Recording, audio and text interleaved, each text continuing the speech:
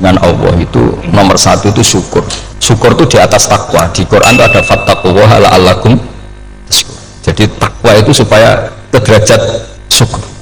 Kalau Nabi membahasakan kalimat thayyibah yaitu la ilaha illallah Muhammadur Rasulullah, itu kalimat yang otoritas kebenarannya itu absolut, pasti benar bahwa alam raya niki gadah pangeran ingkang asmanipun Allah Subhanahu wa taala. Tapi pengamalan niku, pengamalan la ilaha illallah itu harus ditalkin, diajarkan oleh orang yang spesialis ya, orang yang benar-benar mempunyai maslak. Maslak itu cara sampai kepada Rasulullah Shallallahu Alaihi Wasallam.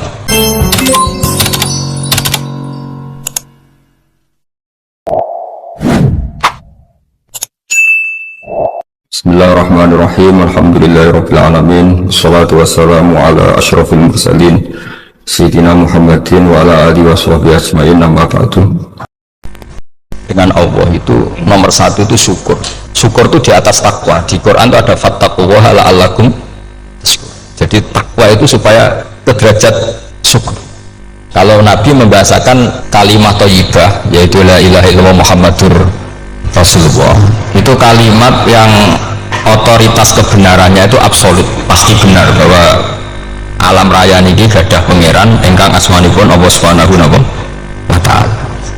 Tapi pengamalan niku, pengamalan la ilaha illallah itu harus ditalkin, diajarkan oleh orang yang spesialis ya, orang yang benar-benar mempunyai maslak.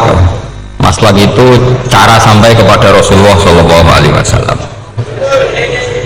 Kalau tersebut ketika Mbah Mun sering ngendikan ihdinas siratal mustaqim siratal ladzina an'amta 'alaihim. Terus uniknya di surat Fatihah itu, ya Allah tunjukkan kami ke jalan yang benar. Itu bukan siratoka jalan jenengan, tapi siratal ladzina an'amta 'alaihim. Sama ingat betul ketika Mbah Mun ngendikan Allah itu mboten saged ditiru. Wong Allah mboten dahar, mboten ngombe, mboten tidur. Sing saged ditiru niku nggih padha-padha manusa, sehingga disebut ihdinas siratal mustaqim siratal ladzina. Maka dalam disiplin ilmu sanad itu sampai ada kalimat ekstrim, man ta'allama bila syekhin fasyekhuhu setan. Itu tidak main-main ya. Artinya ketika orang lain menuduh dunia kiai katanya terlalu kayak kerajaan kecil, santri tidak pernah ngeritik, itu keliru. Sebetulnya memang aturan ilmu itu diantaranya untuk ilmu agama itu harus pakai apa?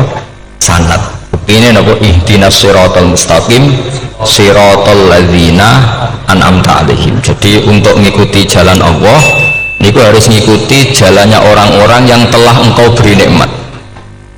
Telah itu artinya finish. Finish itu artinya sudah meninggal. Sama ingat betul kalimatnya Mbah Mun, kalau kamu mengikuti orang, kalau ingin kebenarannya permanen, yang sudah meninggal. Potongan-potongan soleh dadakan ngeten kan nggak meyakinkan. Pas ngaji gayanya gak wong soleh, nggak mulai kumat meneh, soleh meneh, kumat meneh, itu kan nggak meyakinkan. Istighfar dia nangis, karek nonton dangdut dia nyesal. Terus apa ya, nggak jelas no? Terus gak kasil maksiat ya nyesal, gak kasil toat ya nyesal. Itu nanti ikut partai wa akharuna atarafu bi dzunubihim khalatu amalan sholihan wa akharuna sayyi'at. Jadi orang-orang zaman akhir itu nyampur aduk antara kebaikan dan keburukan. Baik sampean sering sholat saf awal itu ya baik, tapi ya ono sombongi. Maksudnya ono sombongi kowe iku sapa wani kok ngarep. Maksudnya itu ya ribet kan. Makanya ada wali jadi wali itu karena kalau sholat itu di belakang. Alasannya aku izin ke pangeran sawane kok ngarep. Jadi ilmu itu macam-macam. Bapak Rian sering dawuh, nah ana wong istiqomah ngimami masjid itu ya apik. Tapi nak keseringan ya perkarane ambisi mau digenti. Jadi istiqomah itu nak keterusan itu jadi ambisi. Mulane gak jelas ngimami masjid terus istiqomah apa mau. Artinya apa? Hidup ini nggak jelas. Justru nggak jelas itu bagus karena ketok menusane, nopo ketok manusia. Sehingga dalam ilmu fikih itu lucu. Lo cerita wali-wali top Abdullah bin Umar niku semadzhab dengan Abdullah bin Abbas. Ini buatan senang urip tentang tanah haram. Ketika banyak ulama, banyak sahabat senang hidup di tanah haram, alasannya sholat di tanah haram itu seperti 1000 sholat. Tapi yang dipikir beliau bukan sholatnya, maksiat di tanah haram juga lipatannya sama. Maka rumahnya Abdullah bin Umar itu pasti yang berbatasan. Nak sholat di bojone tanah haram, nak tukaran metu.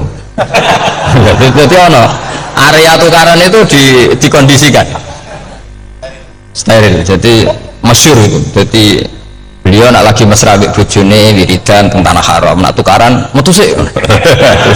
Baru tukaran secara meyakinkan karena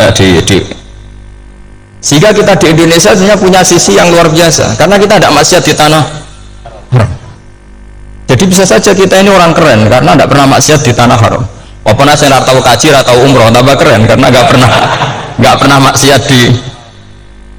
Karena banyak juga orang yang nangis di masjid haram jebule ngenes kamu naki sing elek bojoku tok. Rawong Turki wayu, Pakistan wayu. Bareng roh bojone elek wireng pesek. Terus nangis ya Allah sakmu naki sing elek kok bojoku tok. Nah, berhubung wayah haji dikira itu religius no?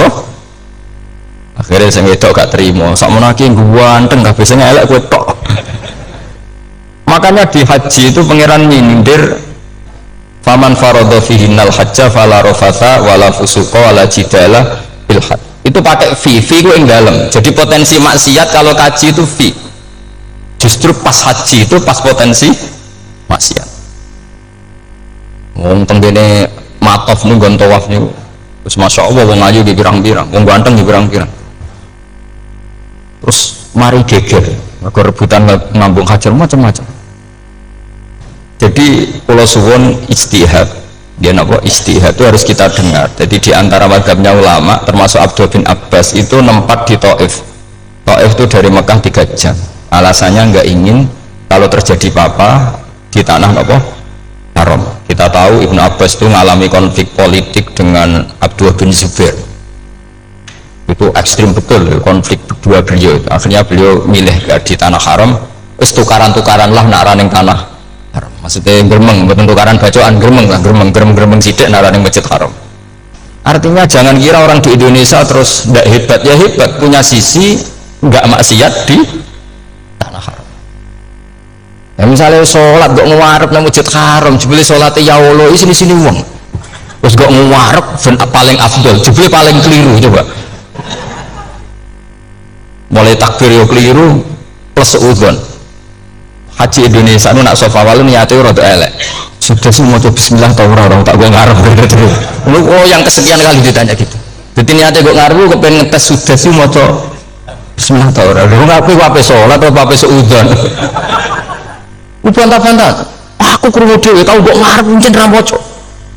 Sing mbok guri ora moco tapi nonton ora caku gue ngarep ya ben krungu nyatane ora.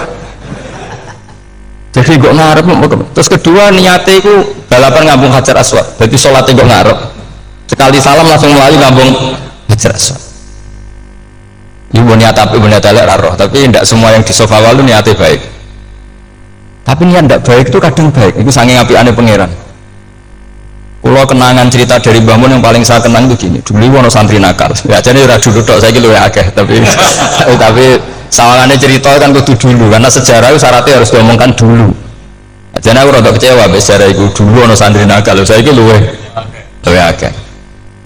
Ini kepengen nginceng ningin, ning wayu. Dhisik jarang ning sepeda motor ngalor ngidul ning pasar Bangilan jarang. Jadi nek kepengen roh itu kudu dadi bakul banyu. Terus bakul banyu karena satu-satunya acara roh wong ayu kudu dadi bakul banyu nyamar. Kalau ini isine ning jero jeding. Ya kadang ya orang ini rajil bapan macam-macam. Kiai ini wali tenan, bukan wali debutan, bukan wali senior, namun wali betul. Nah, sama saya jadi wali kan harus rono kuota wali, segala meragam jumlahnya supaya tetap ada terus diangkat nanti mawon wali. Ini bertahun-tahun. Kiai ini ngerti, seneng, juga digratisi, juga ergo murah. Kiai ini ngerti, nah itu niat elek. Suatu saat gak ada perkembangan. Santri ini paling gerembeng karena nggak direspon, diceluk kayak ini. pentok anakku nggih Yai kowe salat ning Masjid Haram saf awal 40 dina jamaah mbok saf awal nggih Yai kok bar tak rabekno anakku nggih seneng salat hari pertama ya demi dapat istri, hari kedua terus sesuai aku ini nyaman betapa nikmatnya sujud, nikmatnya rukuk terus nyaman saking nyamannya itu berkebutuhan sholat di saf awal bukan karena cewek tadi barang hari ke-40 diparani BG ini ayo mulai tak rabekno loh bukan sakit bah jadi nak wis sholat 40 dina tak rabek bukan sholat diterima untuk cawe itu betul betul nanya uang sholat jadi motif joli jadi orang nggak bener itu kadang ya jadi bener jadi wali kadang daftarnya lewat bakul banyu kadang rodok-rodok wedok sidik-sidik tapi nak pangeran ngangkat kira kurang corok jadi wali caninya akhirnya kiai ini sing nangis cung gelem lah cowok aku beda mantu ini gak gelem tenan nanya uang sholat jadi motif joli itu luar biasa terus malah ini ngaji ya terus ngaji talqinul fikri bahwa pada akhirnya yang paling dhuwur teng hadhihi dar la ilaha illallah.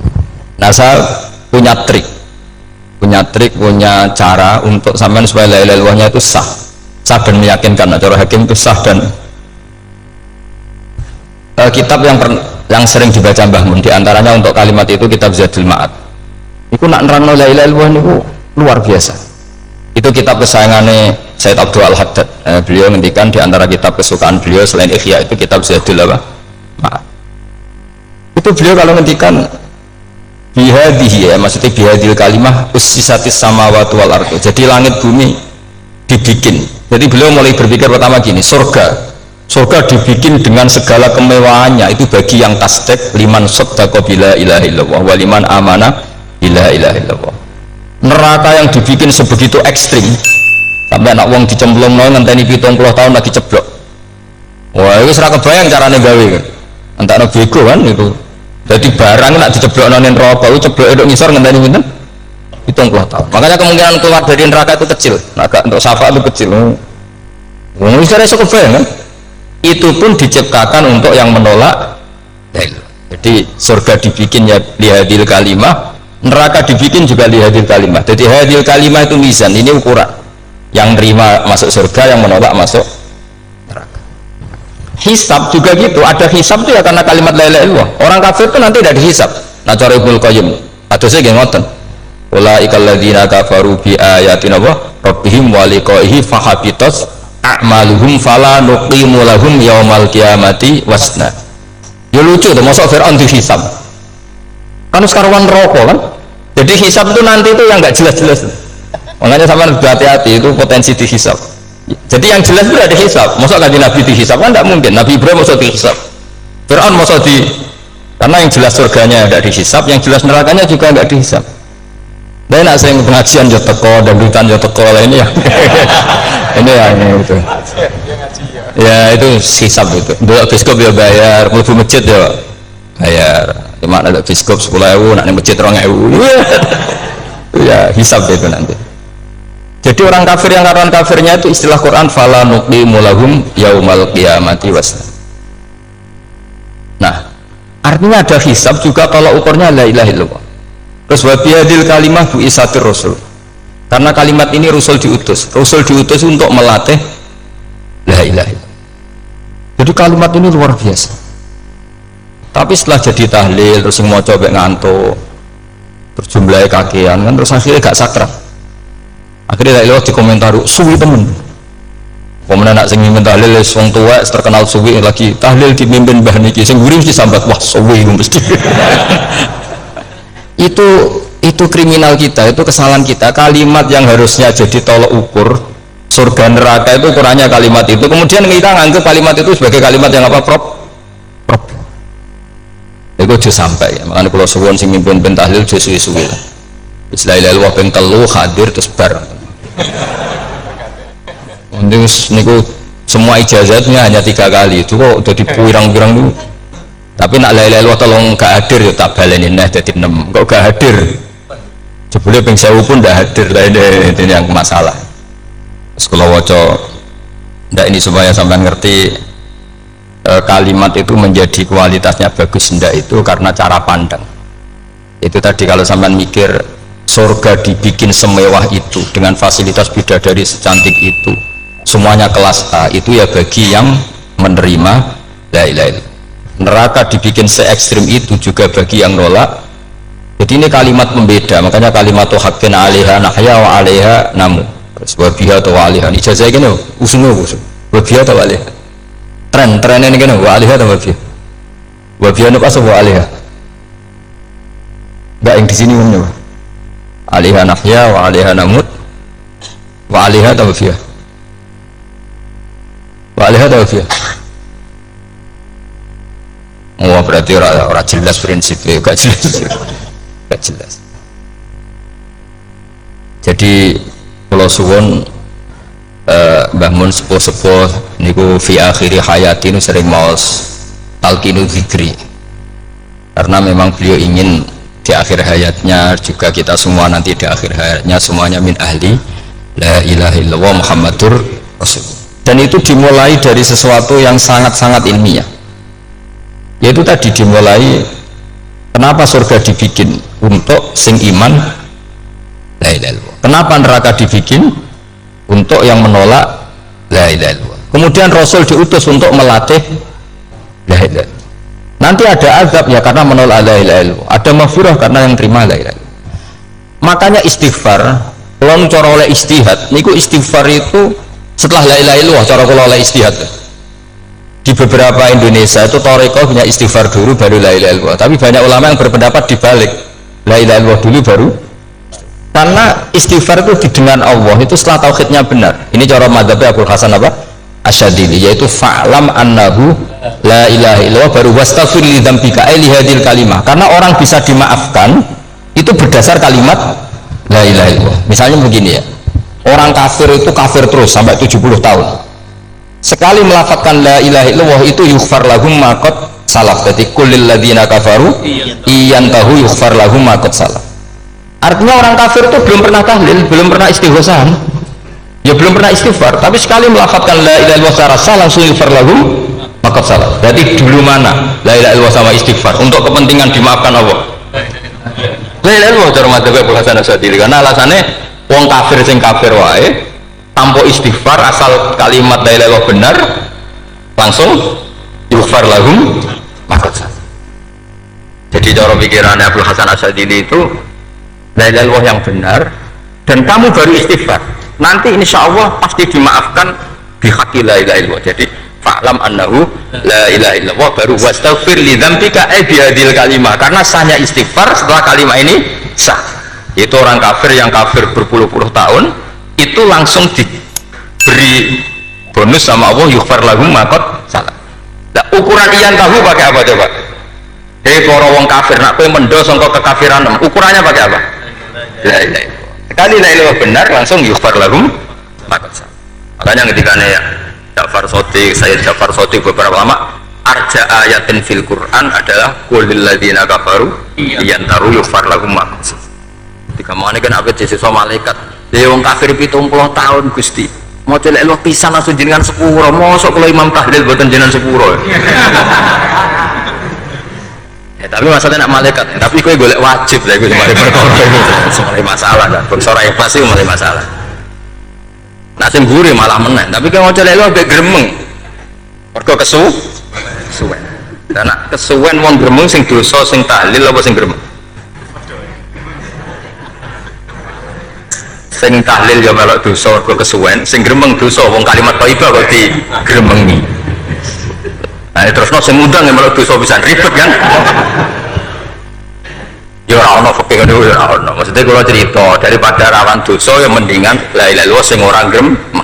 Carane piye? Sing mimpin ya sing fasih sing cepet. Yen insyaallah. Oh teng desa kula anggere muni tahlil ben Gus Bakso nang kabeh mesti cepet. Jamin mesti cepet. Kalau ya sering ngomong aku cepet lah luwe mati sing suwi. Mergo suwi mari dosa gremeng ya perkara. Nah kiai-kiai kan dosungkan lek kula. Nah teng adat masyarakat kan nggih sampai Gus sampai anak kiai kan sungkan dadi kiai-kiai sing tua-tua akhirnya malah cepet. Dan ini harus diilmoni. Saya ulang lagi ya, sebetulnya dalam Thariqah Syadziliyah itu la ilaha illallah dulu baru istighfar. Alasannya apa? Sihhatul istighfar itu ba'da sihhati la ilaha illallah. Jadi dia bawa qulil ladzina kafaru iyantahu yughfar lahum ma qad salaf. Saiki intiha anil kufri, berhenti kekafiran dengan kalimat apa? La ilaha illallah. Itu langsung yughfar lahum ma qad salaf. Dan Allah ngendikan fa'alam annahu la ilaha illallah baru wastaghfir lidzam ai bihadil kalim. Artinya gini, bisa saja istighfar kita itu tidak didengar Allah karena tauhid kita tidak pernah benar. Mau ngelafat notok tapi tauhidnya tidak benar. Maka terus dibutuhkan latihan-latihan dari ahlul ilmi, misalnya kayak Imam Sanusi, kayak Imam Asy'ari, itu pelatihan-pelatihan la ilaha illallah dengan pemaknaan yang luar biasa. Misalnya begini, ambil saja la ilaha illallah itu dengan makna seperti ini: tidak ada sesuatu yang maujud kecuali disebabkan oleh yang super maujud. Alam raya ini, langit bumi ini kadung berstatus maujud, kan nggak mungkin yang maujud diciptakan yang tiada. Nah ngono mau hadhil maujudat khalaqaha wajibul wujud. Ya wajibul wujud ini yang bernama Allah Subhanahu wa ta'ala. Maka kualitas Anda iman tuh lebih tinggi. Selama ini kan enggak, orang no pangeran kecuali Allah. Terus Allah itu yang siapa? Ya Allah yang siapa itu harus kamu berani mensifati. Allah belum pernah menceritakan dirinya di Quran kecuali beliau dia mensifati zatnya. Saya adalah yang khalaqas samawati wal ardha misalnya. Saya adalah zat yang begini. Karena itu dengan cara itu bisa dikenali.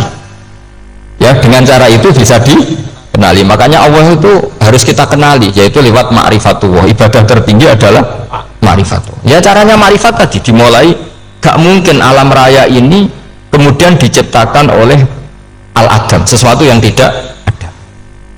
Pasti yang namanya maujudat diciptakan yang maujud. Karena maujud ini maujud pencipta harus super. Nah, super itu bahasa Arabnya wajibul wujud. Karena pencipta harus awal.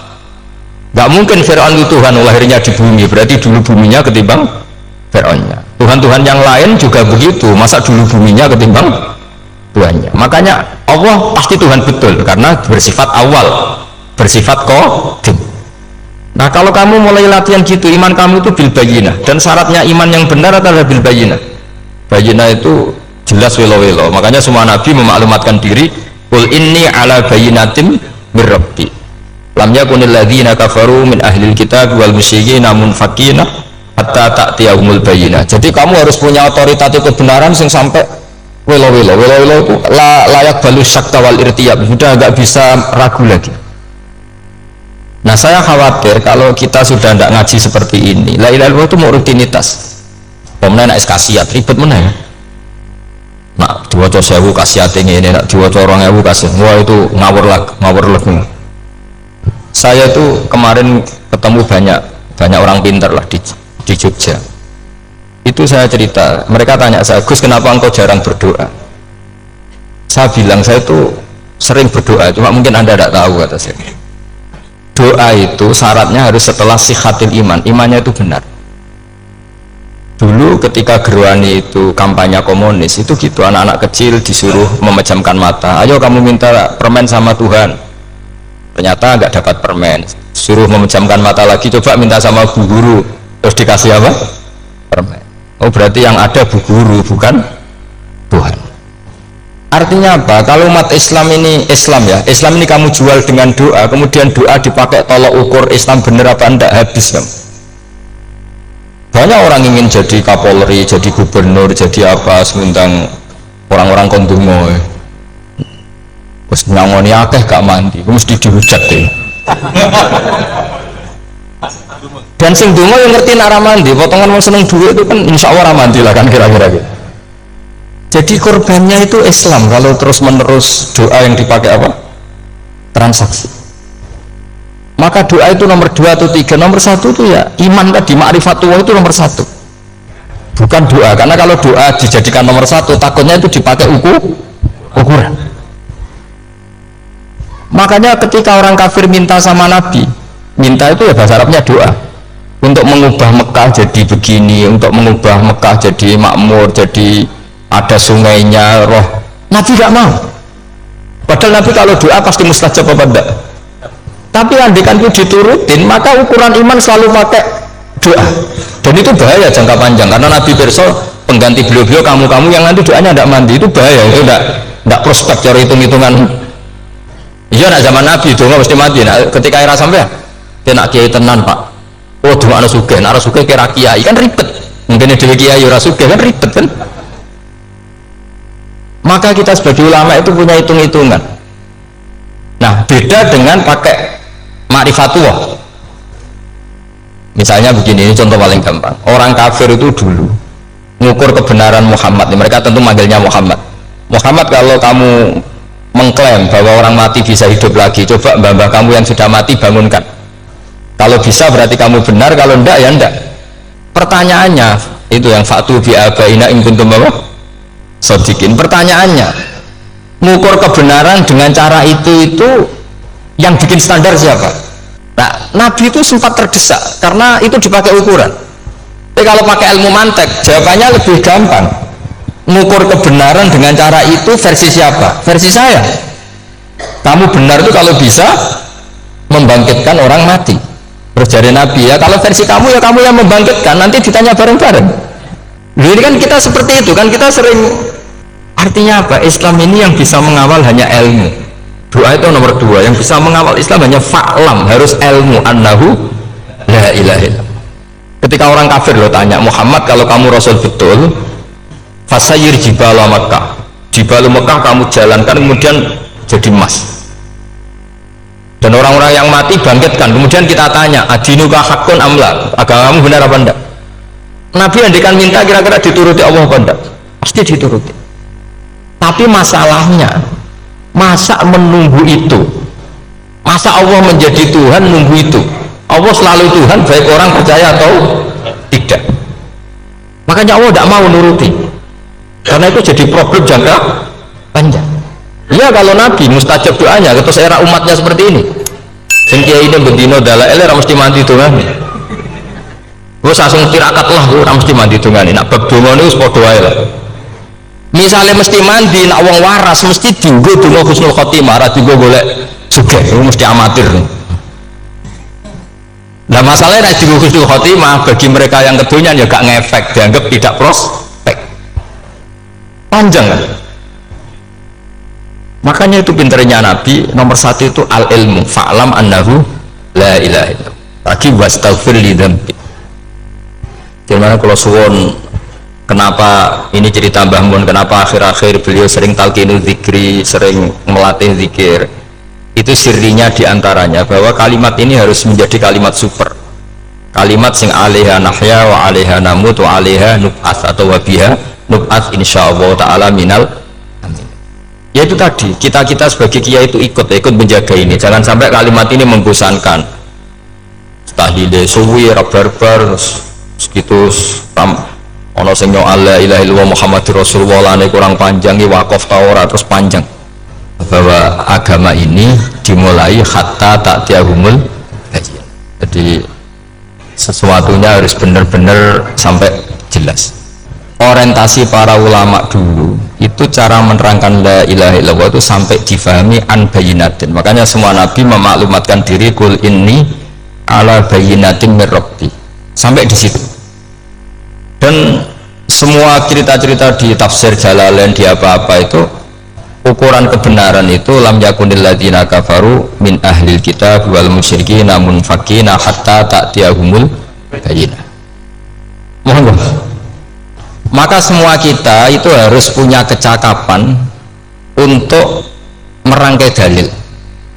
Kalau ada pengalaman saking kitab-kitab turos, kitab-kitab dulu. Itu ketika beberapa ulama ditanya, dulu ketika ulama-ulama dulu berdebat tentang apakah imanul muqallid, imannya orang yang tidak bisa berargumentasi tentang Tuhan itu diterima apa enggak, rata-rata ahli sunnah bilang diterima, tapi tetap dengan catatan itu potensi goyah. Kullu man qallada fi tauhidi imanuhu lam yakhlu min tardidi. Tapi ternyata ulama-ulama itu prakteknya juga mengajari masyarakat supaya ada sedikit dalil atau kepastian logika. Masyhur itu ulama dulu ketika tanya orang-orang Arab, orang-orang desa, Ya Arabi, bima arafta rabbak. Kamu kok tahu kalau Tuhan itu ada, itu gimana? Jawabannya mereka meyakinkan. Al-ba'ratu tadullu alal ba'ir wa atharul aqdam yadullu alal masir. Ono tletone sapi ya mesti ono sapine. Ono atharul aqdam, artinya ono tipake wong liwat ya mesti ono sing liwat. Sehingga itu sudah dianggap cukup kalau ada makhluk ya ada khalik. Artinya terus menjadi gampang ketika Allah ngendikan misalnya am khuliqu min ghairi syai'in. Mosok hadhil makhluqat sing maujudat kemudian khalaqahal adam. Itu kan enggak ketemu akal. Maka termasuk kekaguman saya sama kitab Fathul Bari sarahnya Bukhari itu ngendikane wa hadza sing inda ahlil mantak yusamma iltizazan aqliyan, bahwa agama ini harus ada kenyamanan secara akal. Kalau Nabi membahasakan wajadah halawatal iman yang manis itu, misalnya kita profesor, kita ilmuwan, kita seorang yang top, yang paling cerdas di dunia, kemudian kamu secara agama didogma oleh pimpinan agama kamu, kebetulan pimpinan agama kamu misalnya komunis, terus diberi ajaran misalnya hadhil maujudat khalaqahal adam, yang maujud ini diciptakan ketiadaan. Mungkin profesor lah mesti stres.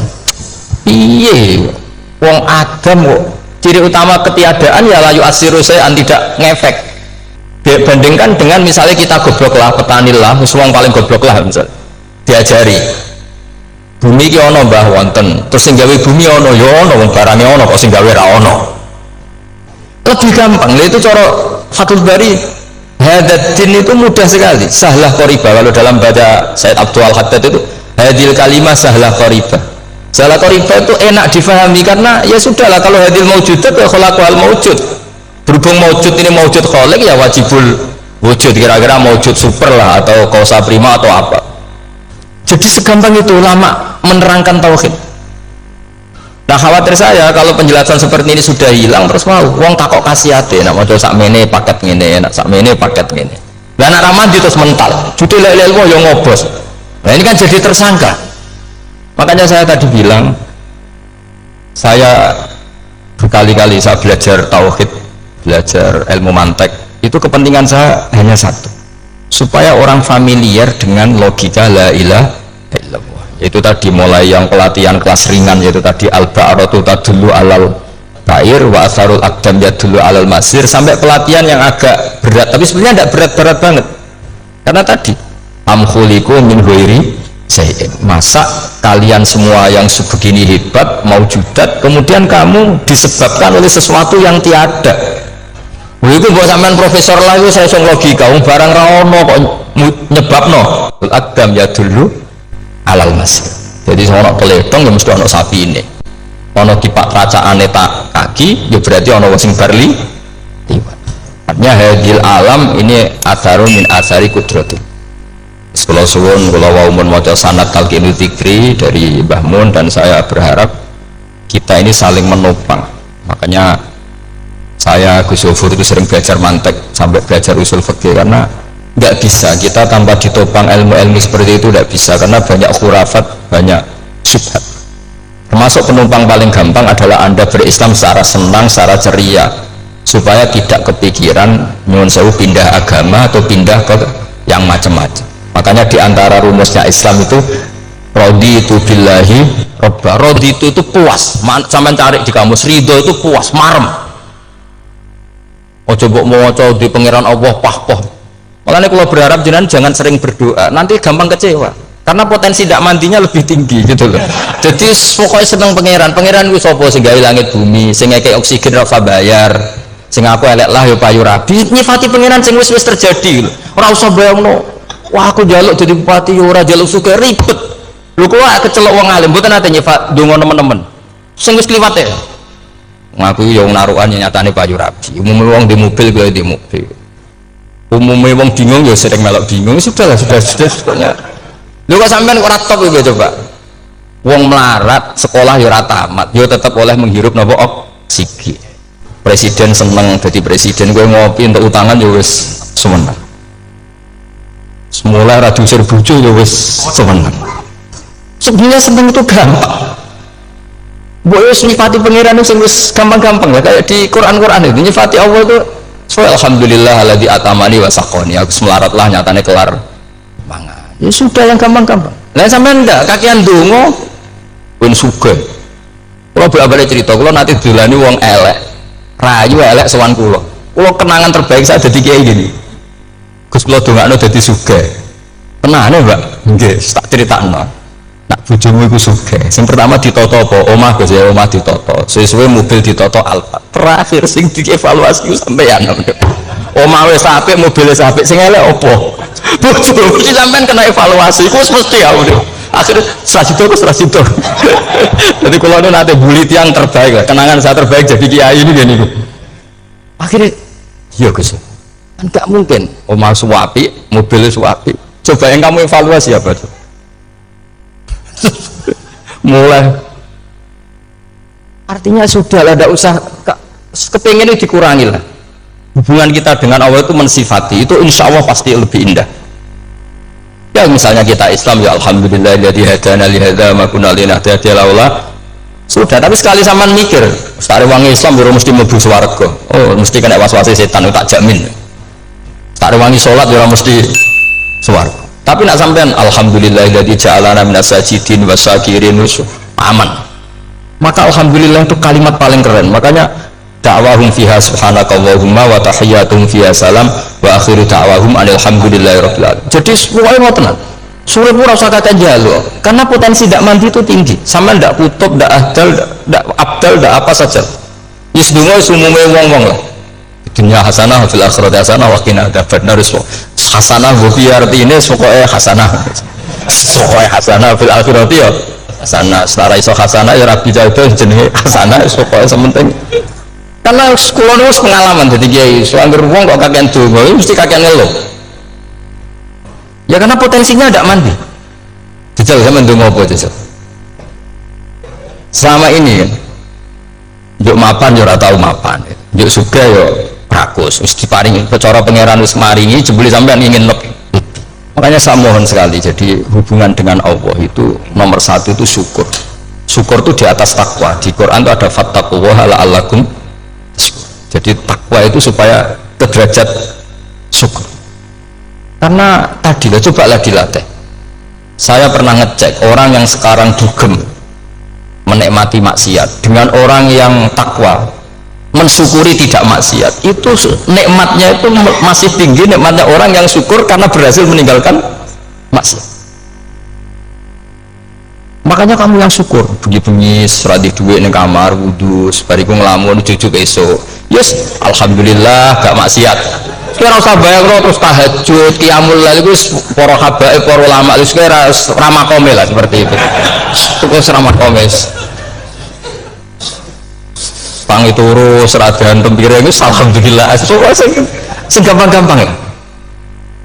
Dan itu memang ajarannya Nabi. Jadi Nabi itu kalau bikin ajaran itu orang sing asbaha aminan fi sirbi sesuai mu'afan fi badani indahu kutu yaumi faka'an nama khizat lahu dunya bi hadafiriha. Jadi Nabi bayangkan itu man asbaha aminan fi sirbi ngontrak ya ora diusir sing di omah, kumpul mertua ya ora diusir mertua, kumpul bojo ora diusir bojo, aminan fi sirbis mu'afan fi jasadis urip nak guyu do banter wis bengak-bengok indahu kutu yaumi dina iku iso mangan iki fakaan nama khizat lahu dunya bi khadafiri anggap ae kudu wis sak donya. Wong paling sugih kayak kolam renang paling 1 meter persegi kowe ndelok laut renang sak kapoke pokoke urip sing gampang itu kok senengane repot to senengane repot pokoknya kalau aku pengen itu jenengan syukur lah pokoknya dan gimana ini pokoknya ini kampanye syukur lah pokoknya karena tadi coba yang biasa dungo-dungo itu dikurangi lah syukurnya dulu yang lu sampai tak arani doa yang mandi itu dimulai apa? Asana Allah tinggi mana doa dengan syukur Nabi itu kalau berdoa itu nyifati Allah panjang sekali alhamdulillah hamdan katsiran terus wa hamdan wa fi ni'amahu wa yukafi umazita ya rabbana lakal hamdu kama yanbaghi li jalali wajhika azim sultanik la nuhsi sana'an 'alaika anta kama athnayta 'ala nafsik antal muqaddim wa antal muakhir wus panjang Sampean kan gak mukadimah suwidi. Dungane sing tuh wis gak dia 13 wis. Kalau kan sering mau ikhya itu kalau muji pangeran itu sampai lupa Imam Ghazali saking panjangnya. Taman dulu dunga-dungane Nabi itu kalau muji Allah itu panjang sekali. Dungane sithik. Mak jenengan mukadimah alhamdulillah rabbil alamin nabi angop. Pas donga ya Allah ya Rabbana temenan. Sudah gak dia tiga itu. Jadi saya mohon sekali ya, agama ini harus bifarohin wasuru. Dan kalau dungo yang paling kalau kenang sama yang Mbak Mun gini, usfarihi namuna amin. Semuanya kita itu pokoknya senang. Makanya kalau suwun lah, pokoknya beragama terus senang. Rodi itu bila roba, rodi itu kalau anak makna ini marem lah, marem di pengiran Allah itu marem. Atau Sayyidina Ali lah. Kafani izzan antakuna li robban wa kafani fakhran anakuna laka abdan pun gustin tak bangga kula dadi manusa mergo pangerane jenengan. Cara itu pangeran Fir'aun kan ribet loh, terus mati tenggelam jadi ton, terus wakafani fakhron an aku nalaka abdan, kulo nu seneng banget, mergo jadi kaulani jenengan. Misalnya jadi kaulani presiden jadi so coplok, kaulani menteri kadang ketangkep KPK, kaulani musuga kadang bangkrut, ribet kan? Makanya beliau ngendikan kafani izan antakuna li robban wakafani fakhron an aku nalaka apa abdan, terus ini kalau rati provokatif lah. Semoga zaman akhir sampai pandeminya itu syukur seribet.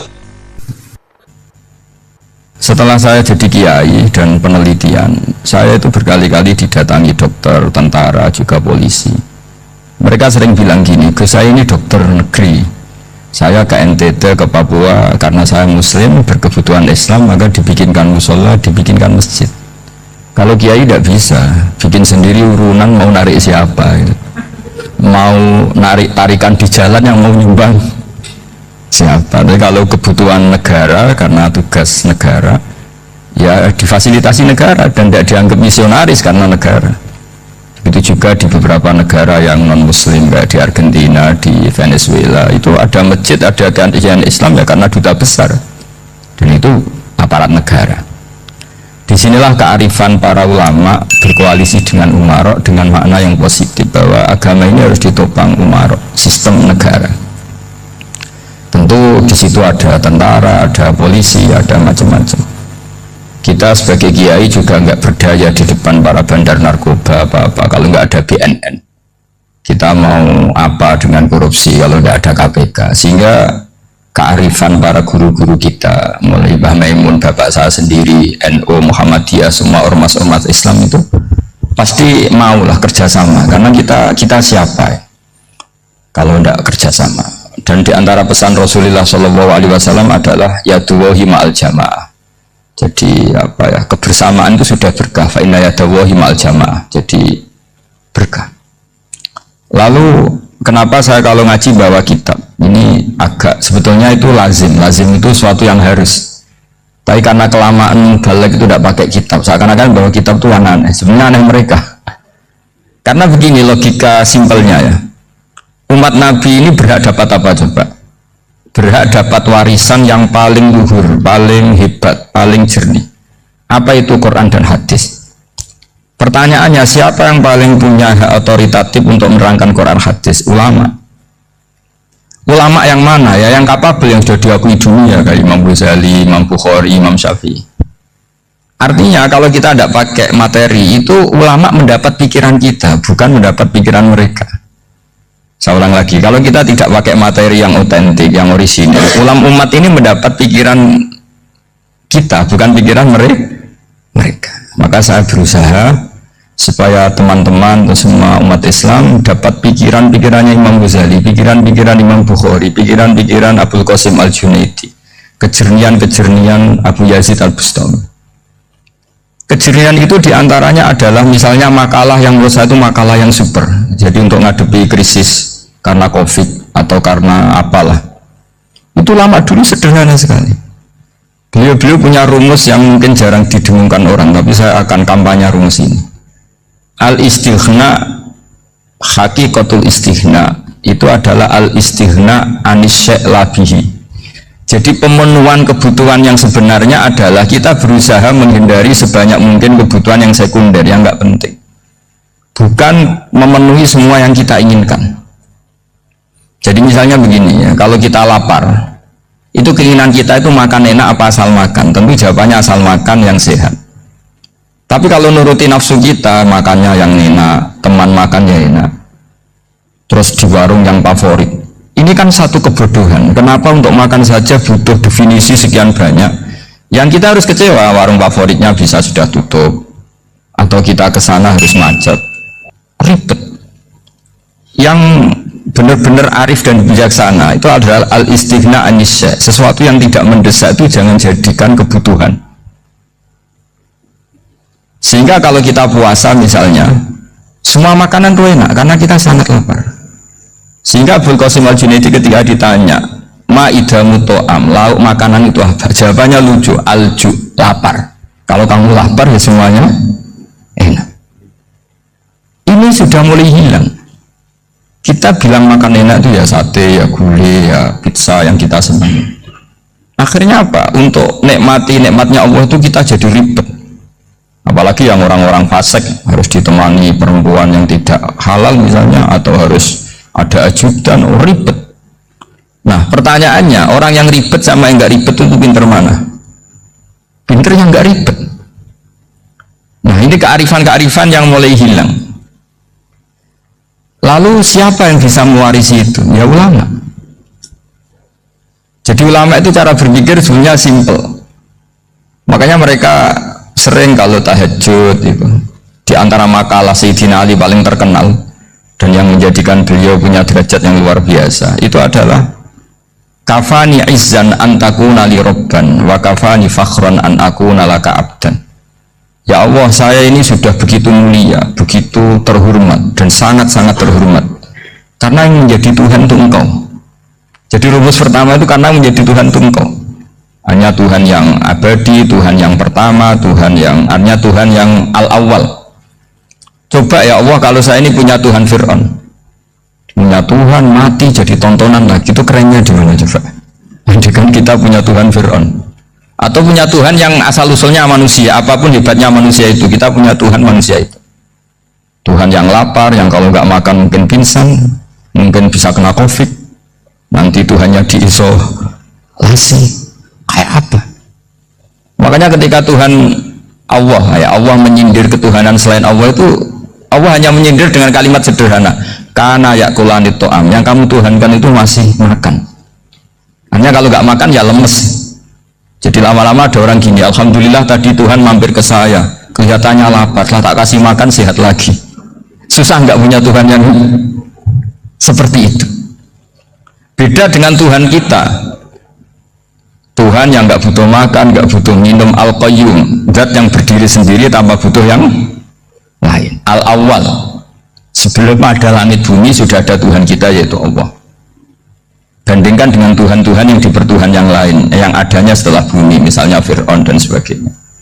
Sehingga Sayyidina Ali pertama jadi kebanggaan apa? Kafani izzan antakuna li robban. Saya ini keren betul karena punya Tuhan yaitu Engkau, Tuhan yang lahul asmaul husna, Tuhan yang semuanya punya kebaikan, punya keabadian, punya keagungan.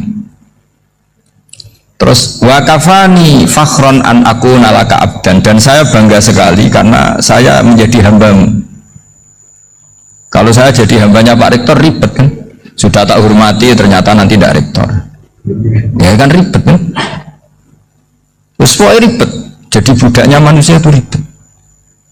Makanya ada seorang wali datang ke temannya yang jadi presiden atau jadi raja, datang ke situ karena tidak punya uang, mau minta uang karena temannya raja. Setelah sampai sana ternyata temannya ini karena orang soleh pas berdoa, ya Allah saya minta ini, minta ini, minta ini. Terus si wali tadi pulang.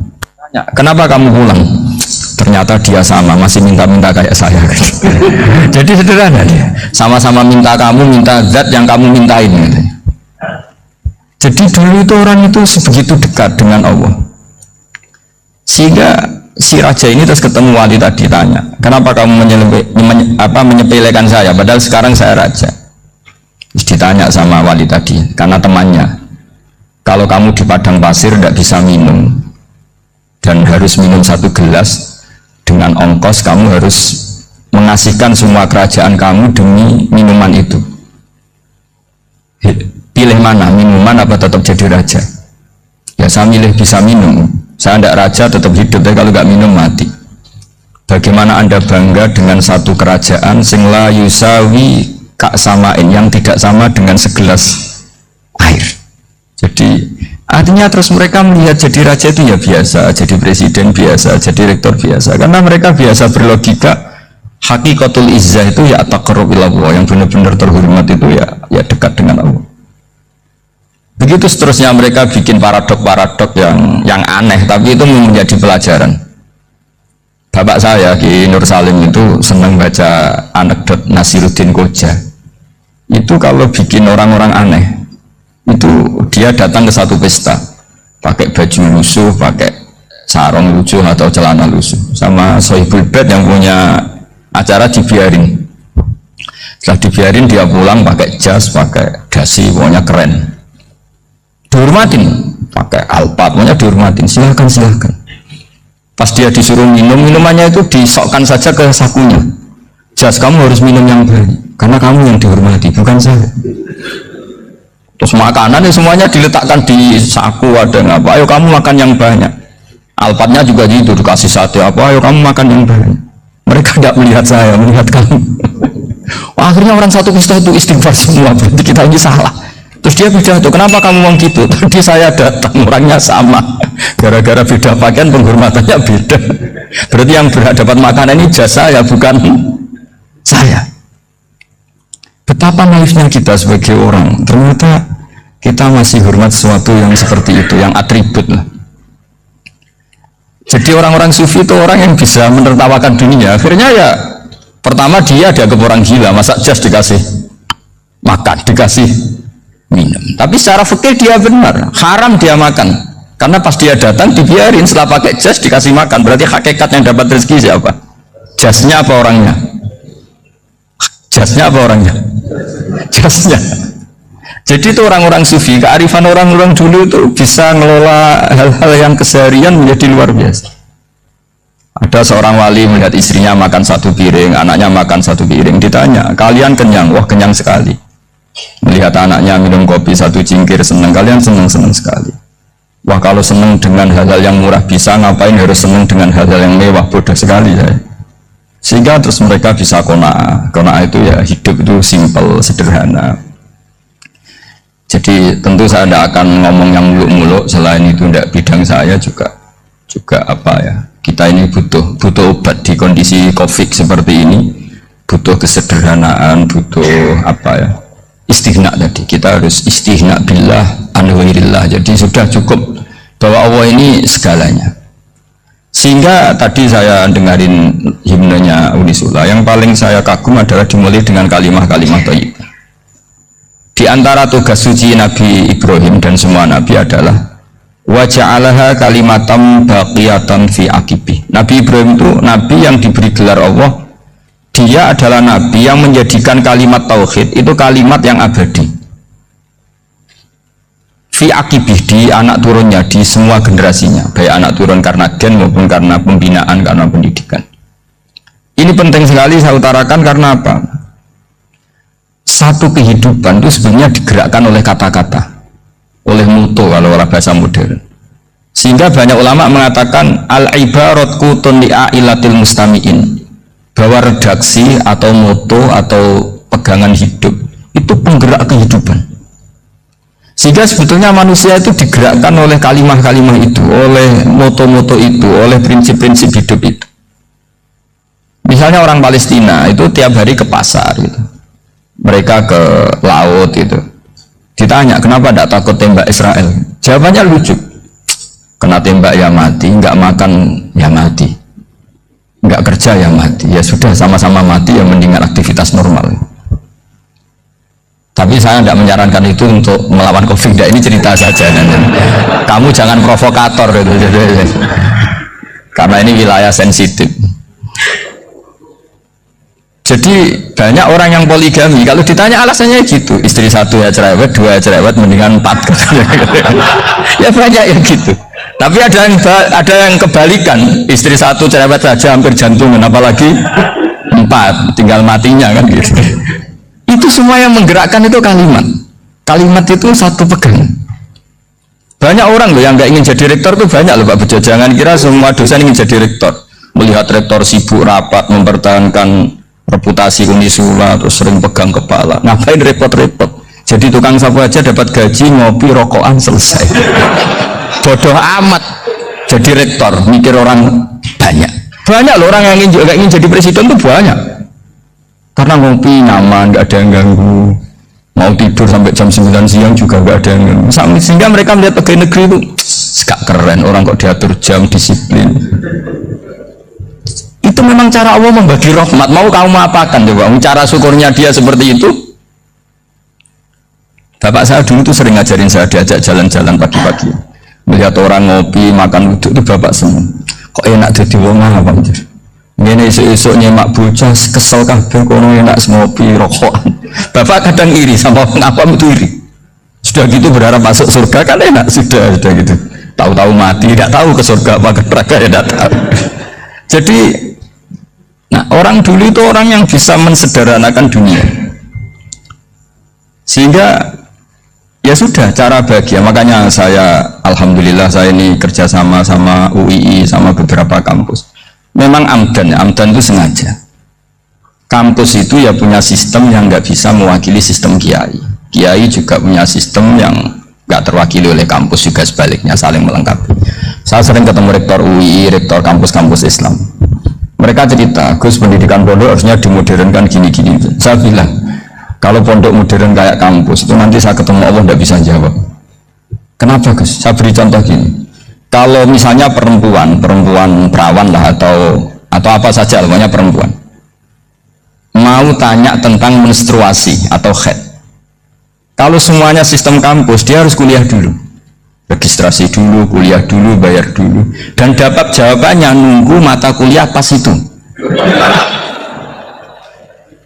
Bandingkan kalau sistem pondok, saya tuh sering ke pasar sama anak saya dicegat sama ibu-ibu, Gus, anak saya ngalami gini-gini, keluar darah terus menerus, nggak 6 hari tapi 1 bulan penuh. Itu hukumnya apa, Gus? Nanti saya mau sowan ke jenengan. Nggak ada usah sowan di sini aja.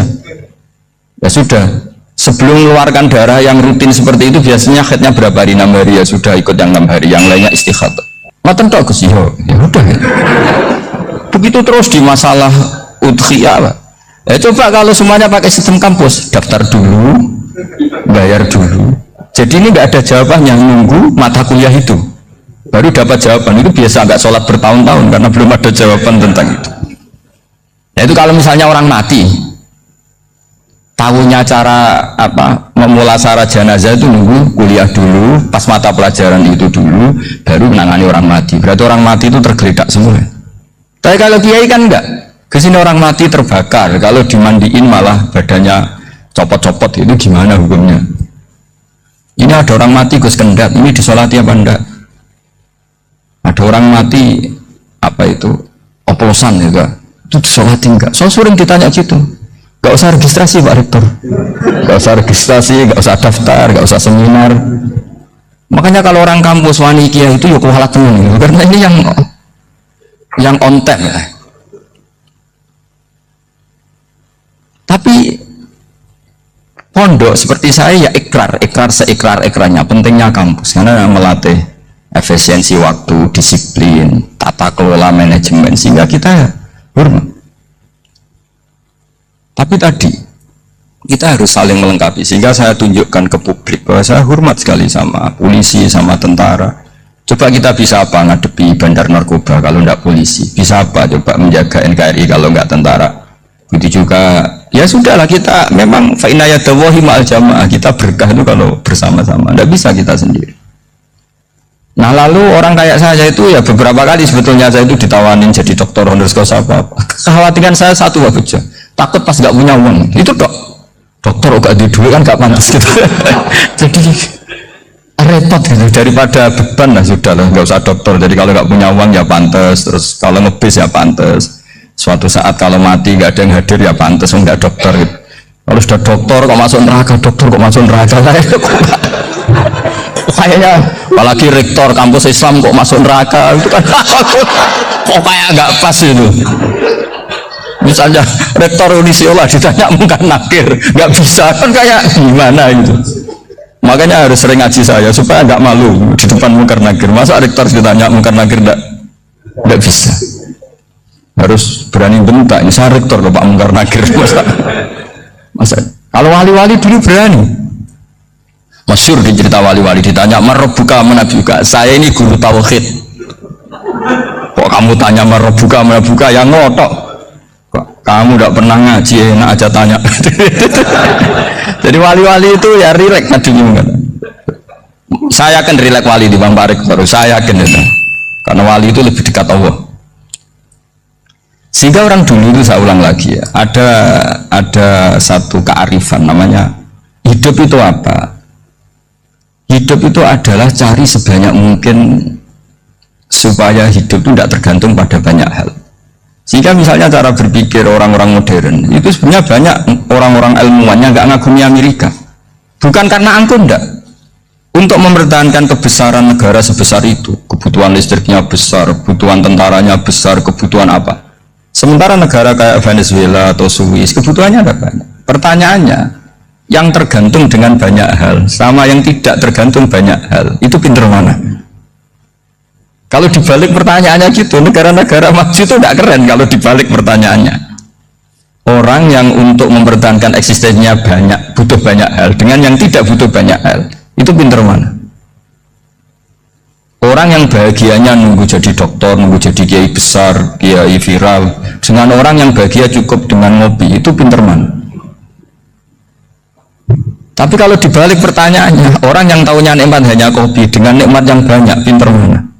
Makanya Mbah Mun kalau guyon itu lucu. Aku iku sakake ambek wong desa sing mlebu swarga. Saya dulu gak mlebu swarga kok disakeni. Akhirnya beliau memberi penjelasan. Wong desa iku roe pakanan enak, iku mau kopi mbek uduk. Lah swarga iku mau nuruti sing dikarepno. Akhirnya semua mangan terus ngopi, nguduk, ngopi ora roh pakanan liyane ora roh.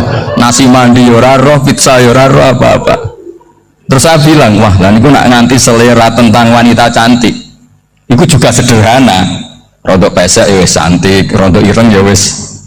Apa bidadarinya seperti itu karena saking enggak pengalamannya. Jadi surga itu kan nuruti apa yang diinginkan. Kira-kira keinginan orang kampung kalau di surga itu apa coba? Makanan apa coba? Ya, nah, enggak senangnya ketemel gemblong itu. Nah, artinya malaikat lebih suka nangani surganya orang-orang kampung di Bang Pak Rektor. Ini sudah ribet ini. Makanan apa saja sudah dicoba ya. Terus kalau di mall tahu orang macam-macam, seleranya macam-macam pasti. Enak mana kalau sampai jadi malaikat pelayan surga? Suka melayani orang kampung apa yang orang kota? Orang kampung kan? Jadi ya itu guyon ya, guyon tapi itu menjadi pikiran kita bahwa orang yang banyak kebutuhan itu sebetulnya banyak kebodohannya karena menggantungkan kebahagiaannya dengan banyak hal. Makanya Imam Syafi'i ngendikan istighna itu apa? Al istighna anisya'i, yang dikatakan kecukupan adalah berusaha sebanyak mungkin banyak hal tidak kamu butuhkan, bukan memenuhi semua kebutuhan kamu karena nafsu kamu ini tidak ada batasnya gitu. Kalau kamu penuhin nggak akan selesai. Itu ada perempuan yang kurang cantik itu minta doa saya, Gus doain suami saya kaya, terus tak guyonin, terus nggak minta. Kalau suami kamu kaya, yang pertama dirubah itu apa? Rumah supaya rumah saya bagus. Kedua apa? Mobil supaya mobil saya bagus. Nanti yang dievaluasi itu kamu. Mobil bagus, Alphard, rumah mewah, istrinya kamu, pasti itu dievaluasi. Langsung nggak usah sudah gini aja kan. Jadi pertama yang dievaluasi itu kaya itu, coba kalau suami kaya itu yang dievaluasi pertama rumah ya, rumah ganti, setelah itu apa? Mobil. Kira-kira berikutnya akhirnya harus bagus, nggak jadi. Nabi Ibrahim itu pernah minta umur panjang, keren umur panjang, sama Allah nggak dijawab. Datang orang tua itu mertamu ke Nabi Ibrahim, terus disuguhi dikasih kurma. Apa itu kok kurma apa? Anggur yang sudah matang sekali, sudah dimakan. Setelah dimakan meler keluar lagi, dimakan lagi meler lagi. Terus Nabi Ibrahim masuk lagi ke kamar, ya Allah doanya tak cancel. nanti kalau saya tua kayak itu. Jadi Allah itu nggak jawab langsung tapi ngirimkan itu. Akhirnya ya Allah nggak jadi, nanti takut itu. Saya pernah ngalami jadi kiai tadi, ada ibu-ibu ya kurang ya nggak pati cantik lah, suaminya tuh miskin sekali, minta doa saya supaya kaya, bareng tak kasih pertimbangan itu udah nggak usah nggak jadi. Jadi itu kearifan. Tapi kearifan ini harus kita tanamkan. Saya nggak bisa membayangkan Indonesia yang besar ini, andai kan tidak ada konak nerimo ing pantum. Coba sekarang ada COVID, andai kan Indonesia tuh kayak Perancis. Saya beberapa kali punya tamu orang yang hidup lama di Perancis, bahkan dapat istri orang Perancis. Itu dulu nggak begitu mencintai Indonesia. Tapi setelah di Perancis 2 tahun, wah Indonesia hebat. Di Perancis itu kata dia kalau cerita, semua kebutuhan masyarakat itu dibebankan ke negara. Apa saja minta negara, apa saja nyoal negara. Sementara Indonesia, coba kalau Indonesia mengalami seperti ini, kok tidak ada konaan rimo ing pantum, bisa kios Indonesia. Orang miskin nyalahkan negara, kelaparan nyalahkan negara, apa saja. Tapi barokahnya dididik kiai, jogeman nyalah wong liya. Surip ngromok ing pantum, diame. Sampai gak ngerti kalau Covid. Banyak tuh orang-orang kampung, orang lugu-lugu. Mbah niki saking Covid, ya salam ning Covid, muga-muga umure panjang. Dikira Covid itu nama orang yang ahli sosial itu. Mbak niki dana saking Covid, matur nuwun sampai no salamku, muga-muga umur panjang. Bingung kan yang nganterin ini. Ini gimana yang mau menjelaskan ini? Memang nggak paham, ribet kan?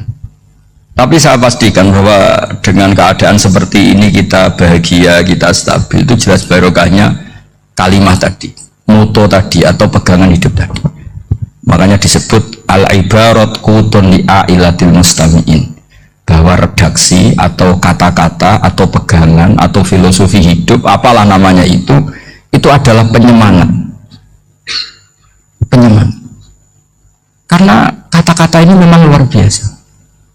Ketika sahabat perang demi kebenaran, zaman itu ya pasti benar karena yang dibela Nabi.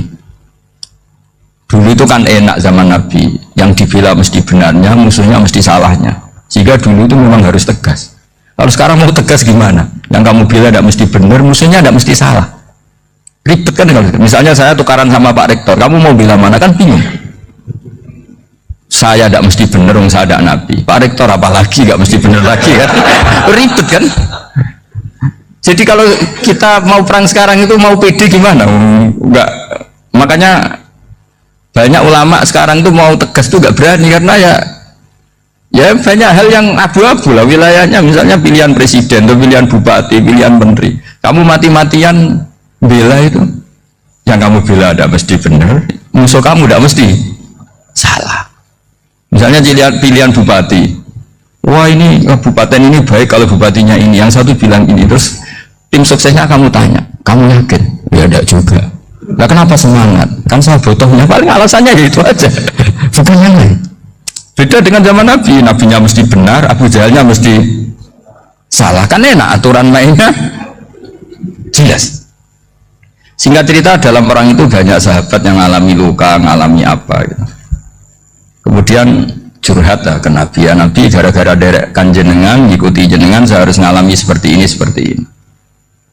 Ngiranya orang itu diapresiasi sama Allah keluarnya, ternyata sama Allah nggak diapresiasi, malah diturunkan ayat intakunu ta'lamuna fa innahum ya'lamuna kama ta'lamun wa tarjuna minallah malah yarjun. Kalau kamu sakit karena perang, orang-orang kafir itu ya sakit, itu saja berani padahal demi kekafiran. Wa tarjuna minallah malah yarjun, padahal kamu punya nilai lebih, yaitu berharap kepada Allah yang mereka tidak punya. Saya jadi kiai itu ya kadang mangkel.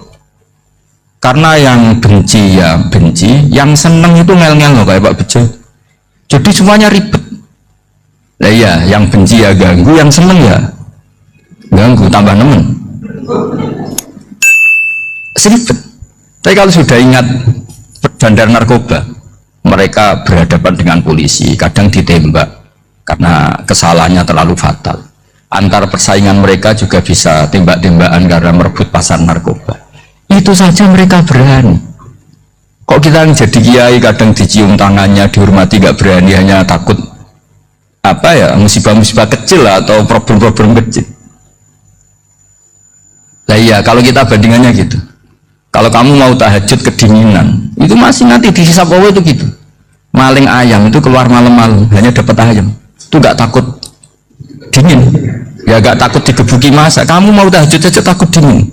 Makanya nanti hisabnya orang soleh itu nanti dijajarkan orang dolim, terus diperbandingkan.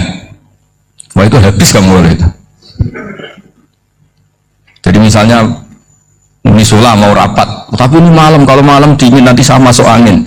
Wah anak-anak pang di perapatan aja berani kamu. Kalau sudah perbandingannya gitu tuh ribet kita nanti. Makanya itu kalimat itu moto atau filosofi hidup. Sehingga diulang lagi nasihat itu. Iyam saskum korhun fakodu masal koma korhum mislu. Kalau kamu kena luka, orang-orang yang nggak benar juga akan kena luka. Itu aja berani demi ketidakbenaran. Masa kamu demi kebenaran nggak berani? Akhirnya orang itu, ya itu kalimat, itu heroik.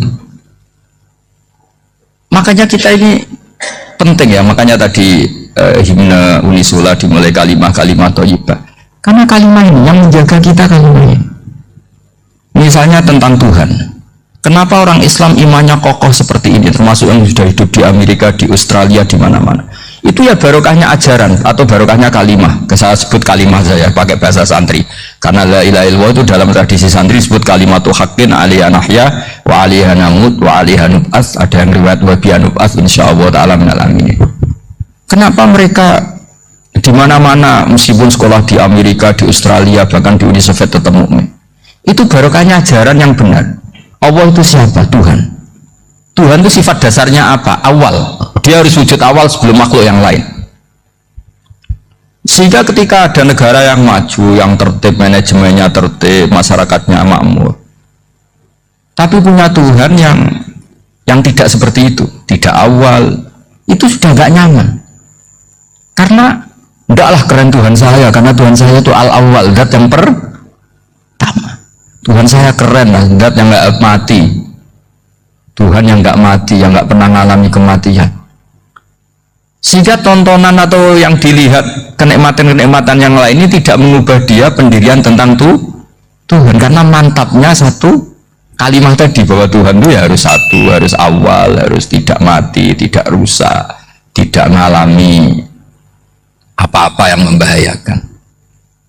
Sehingga ketika ditawarin Tuhan yang lain meskipun menjanjikan secara finansial atau kemakmuran, mereka gak tertarik. Itu coba, itu barokahnya makmur apa barokahnya ajaran?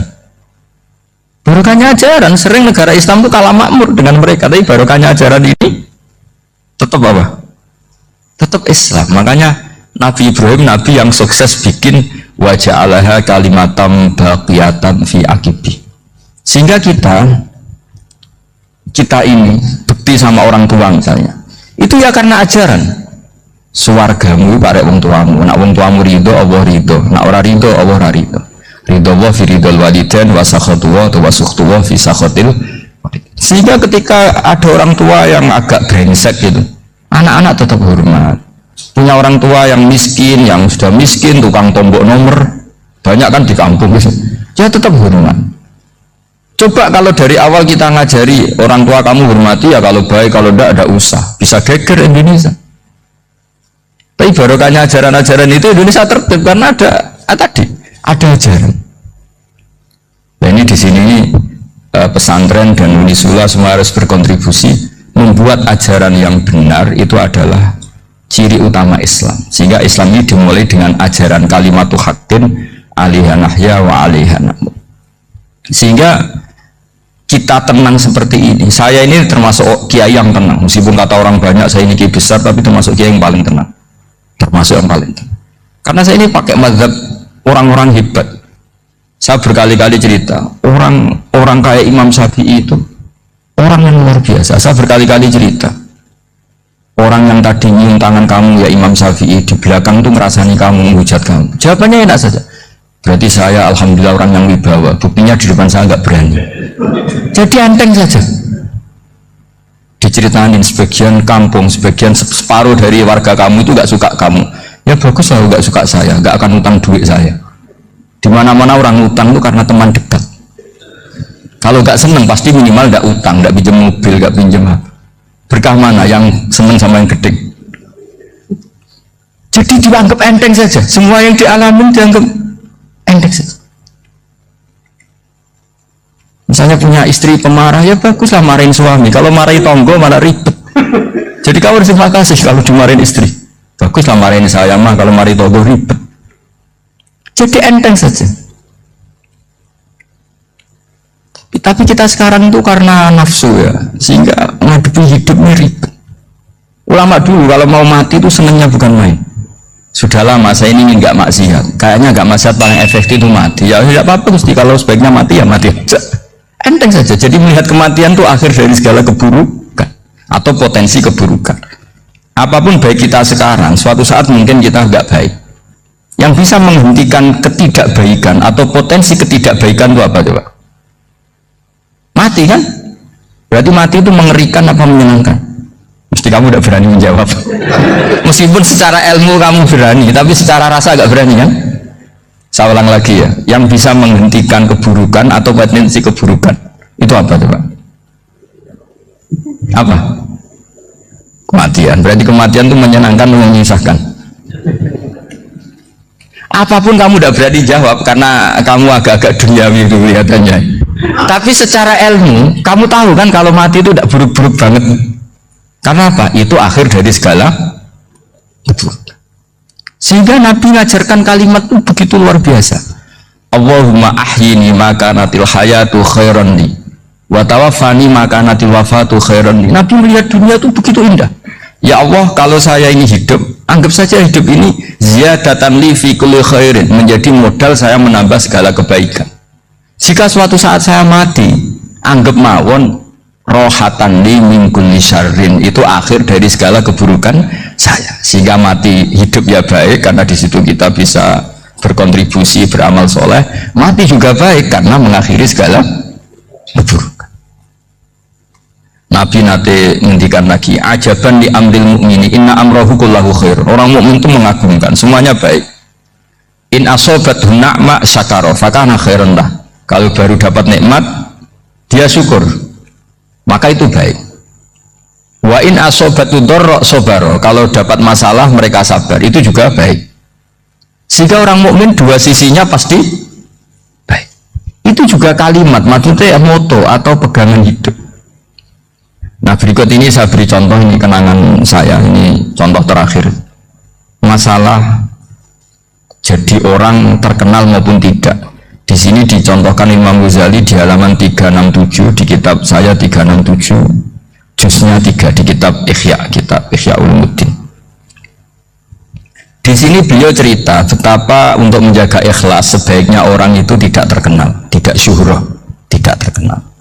Oke, itu kita sepakat ya, karena kalau terkenal mungkin orang dipaksa publik dengan tanda kutip untuk selalu berbuat baik, tapi karena jaim lah, jaga image atau apa. Tapi ketika dibalik pertanyaannya, kamu rela yang terkenal itu orang nggak benar, sementara yang orang benar itu nggak terkenal.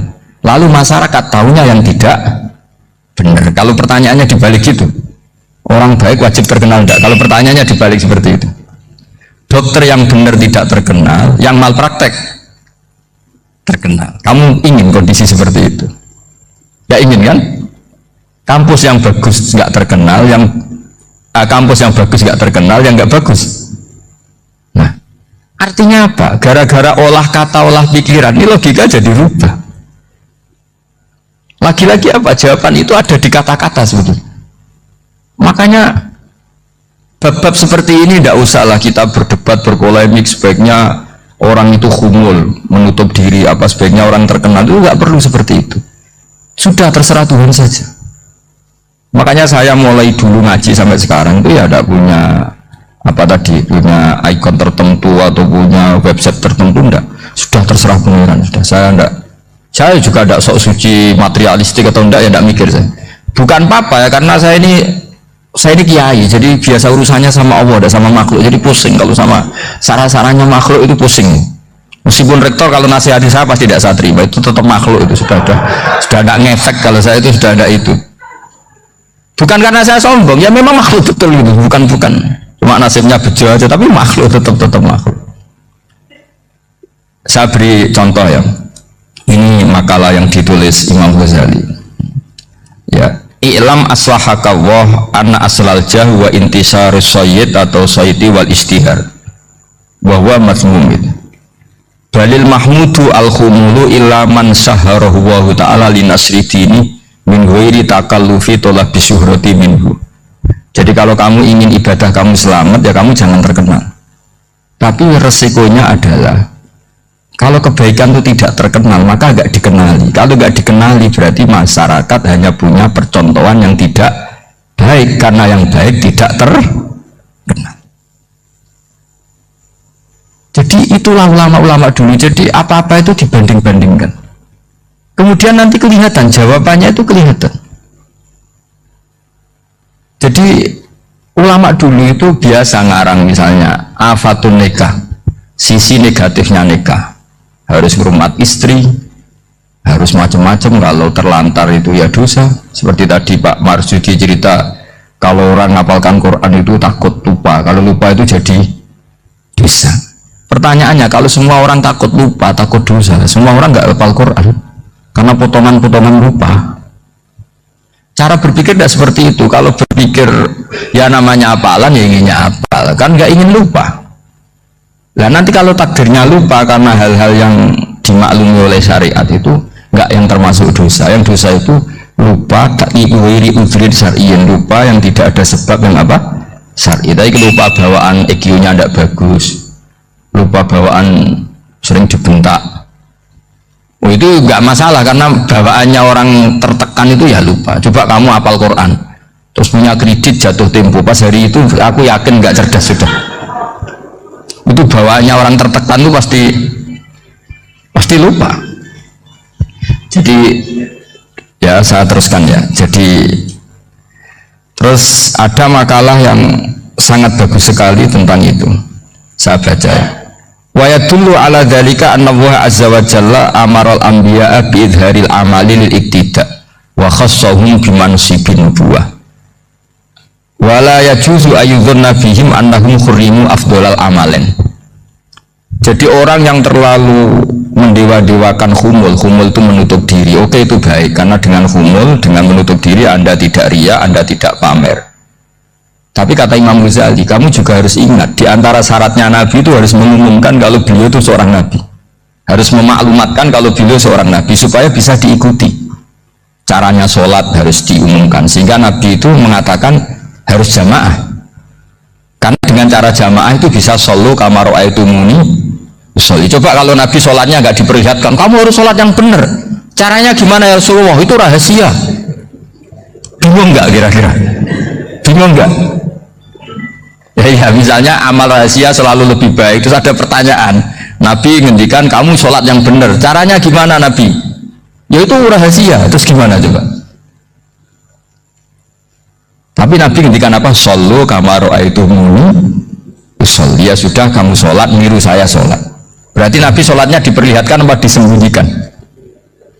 Diperlihatkan. Jadi begitu juga saya berkali-kali bilang, orang tahu kalau itu bidan ya berdasar tulisan itu bidan, tahu kalau itu dokter gigi ya itu dokter gigi. Jangan sampai gara-gara tidak ada tulisan mau beli alat bangunan di dokter gigi, mau periksa gigi di toko bangunan, gara-gara apa? Nggak ada maklumat. Nah, di sini ulama-ulama selalu memaklumatkan dirinya, termasuk Imam Ghazali ketika ngarang kitab dinamai Ihya Ulumuddin, bahwa kitab ini bisa menghidupkan ilmu-ilmu agama yang mulai hilang. Begitu seterusnya. Jadi ini ngaji ya, jadi orang itu harus ngerti, jadi jangan nuruti emosi sendiri atau logika sendiri bahwa saya suka humul, ya monggo, agama Islam menyediakan sarana itu. Uzlah itu ya punya sisi kebaikannya sendiri, tapi syuhrah terkenal asal tidak nuruti nafsu juga punya sisi kebaikannya sendiri. Setidaknya umat ini punya satu master kebaikan yang mudah diakses. Tapi tadi saya ulang lagi, jangan karena hadun nafsi, jangan karena kepentingan pribadi. Makanya di sini disebutkan wa yadullu ala dzalika ay ala syuhrah anna wa ta'ala amarul anbiya bi izharil amal lil iktida. Allah selalu memerintahkan para nabi kalau ngamal kebaikan ya harus dimunculkan supaya bisa Yaitu tadi kita tidak bisa bayangkan kan kalau misalnya Nabi menyuruh kamu harus sholat yang benar, kemudian sholatnya Nabi sembunyi. Kalau ditanya Nabi saya niru siapa? Oh, itu rahasia, kamu nggak boleh lihat sholat saya saat takut tidak ikhlas, ribet kan? Sehingga jamaah itu statusnya tetap harus. Nah bedanya harus ini ulama berpendapat harus yang apa? Fardu kifayah. Tapi fardu itu maknanya harus. Tapi bukan berarti kalau nggak jamaah sholatnya nggak sah, nggak. Tetap tapi statusnya jamaah tetap apa? Harus. Nah barokahnya harus ini orang yang baru sholat, sholatnya langsung bener karena ada yang diikutin. Coba kalau mantan dukun baru sholat terus sholat sendiri, itu mesti mirip mantra itu. Karena dia tidak ada master percontohannya. Tapi barokahnya ada master, orang paling bodoh pun kalau sholat ya bener, karena standar ada komandonya, ada imamnya. Sehingga Imam Ahmad malah berpikir keras, syarat sahnya sholat itu harus jamaah. Cara pikirannya Imam Ahmad keras sekali beliau. Sehingga kalau orang sholat sendiri kok ada orang lain yang maunya berjamaah harus bayar, orang itu harus bayar demi sahnya sholat. Itu madzhabnya Imam Ahmad. Tapi kalau madzhab Syafi'i hanya mengatakan itu fardu kifayah, yang kalau satu komunitas ya mau melakukan semuanya apa? Bisa. Ya jadi ini sebelum sesi ringan tanya jawab, ini 2 saja tanyanya, nggak boleh banyak-banyak, nanti nggak pulang-pulang saya. Jadi tak baca lagi biar dapat berkah Imam Ghazali. Wa qala qaumun asirru afdalu minal alaniyati. Terus kata sebagian ulama al alaniyah itu afdal minas sirri. Terus diperbandingkan baik yang mana amal dipertontonkan sama ndak. Terus kata Imam Ghazali, kalau orang itu bisa jaga tidak riya, maka sebaiknya dipertontonkan karena kebaikan harus yang muncul, bukan yang tidak baik yang muncul. Makanya ketika memaklumatkan diri sebagai ingin jadi generasi khairah ummah, itu kalau diterjemah itu kan wow, khairah ummah, umat terbaik. Itu kan kayak agak angkuh. Tapi tidak apa-apa, itu tidak apa-apa. Masa kita kampanye siap degradasi moral kan ya lucu kan, masa jualan gitu kan ya lucu. Kita memang ingin mengkhidmati ummah, berbakti dengan umat, membantu supaya jadi generasi khairun ummah. Tidak apa-apa dimaklumatkan supaya dengan itu umat punya sarana. Oh kalau ingin jadi khairun ummah kuliah di sini, jangan lalu enggak gitu. Ya sama kita dokter, maklumatkan saja dokter gigi, dokter kandungan, dokter bedah, sehingga orang kalau mau bedah ya jangan ke dokter kandungan. Jadi barokahnya maklumat ya. Jadi saya mohon sekali ini, saya sendiri sebetulnya orang yang nggak siap terkenal sebenarnya, tapi ya sudah terserah Allah saja. Kalau itu cara Allah menyebar kebaikan ya monggo, pokoknya kita tawakal saja sama Allah Subhanahu wa Ta'ala. Assalamualaikum warahmatullahi wabarakatuh.